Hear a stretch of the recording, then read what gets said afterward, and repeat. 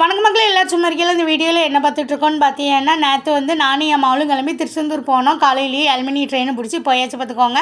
ஆனால் நாங்கள் வந்து திருச்செந்தூர் ஊருக்குள்ளே போகல. நேற்று வந்து பார்த்தீங்கன்னா குலசேகரப்பட்டினம் போனோம். குலசேகரப்பட்டினம் வந்து எதுக்காக போனோன்னு பார்த்தீங்கன்னா, அங்கே வந்து எங்கள் அப்பா வீட்டு கோயில் இருக்குது பார்த்துக்கோங்க. அதில் வந்து திருமால் பூஜை கொடுக்கும். அதுக்காக தான் நானும் என் மகளும் வந்து போயிருந்தோம்.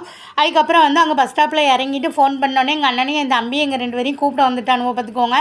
அதுக்கப்புறம் வந்து பார்த்தீங்கன்னா, அது என்ன கோயில்னா சொடலமாட சாமி கோயில் பார்த்துக்கோங்க. அங்கே தான் திருமால் பூஜை போயிருந்தோம். அந்தால போய் சாமியை கும்பிட்டுட்டு அந்தால கொஞ்ச நேரம் உட்காந்துருந்தோம். அதுக்கப்புறம் வந்து ஒருத்தராக ஒவ்வொரு வேலையாக பார்க்க ஆரம்பிச்சிட்டோம். நாங்கள் தான் எப்போவுமே எல்லா வேலையும் பார்ப்போம் பார்த்துக்கோங்க.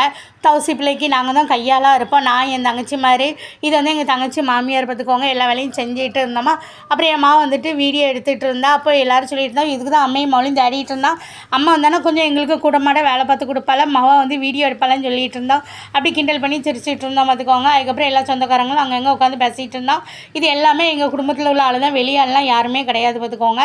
அதுக்கப்புறம் வந்துட்டு எங்கள் சித்தி வந்து சொன்னாவோ, குலசேகரமண்டலம் முத்தாரம் கோயிலுக்கு போகிறேன் வாரியா அப்படின்னு சொல்லி கூப்பிட்டுட்டு இருந்தா பார்த்துக்கோங்க. அப்போ நான் சொன்னேன், நான் வரல, பாப்பா வேணால் கூப்பிட்டு போ சித்தி, அவள் தான் சின்ன பிள்ளையில கூப்பிட்டு போயிருக்கானா, அவளுக்கு யாவுமே இல்லையா, நீ வேணால் அவளை கூட்டிகிட்டு போ அப்படின்னு சொன்ன பார்த்துக்கோங்க. ஏன் அவளும் சரின்னு சொல்லிட்டு முத்தாரம் கோயில் கிளம்பி எங்கள் சித்தி கூட போயிட்டா.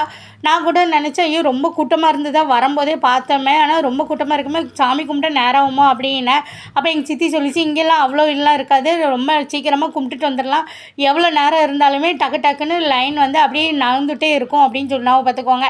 அதே மாதிரி என் மாவா போயிட்டு ஒரு மணி நேரத்துக்குள்ளே இவெல்லாம் எல்லோரும் சாமியை கும்பிட்டுட்டு கோயிலுக்கு வந்துட்டாவோ, எங்கள் கோயிலுக்கு.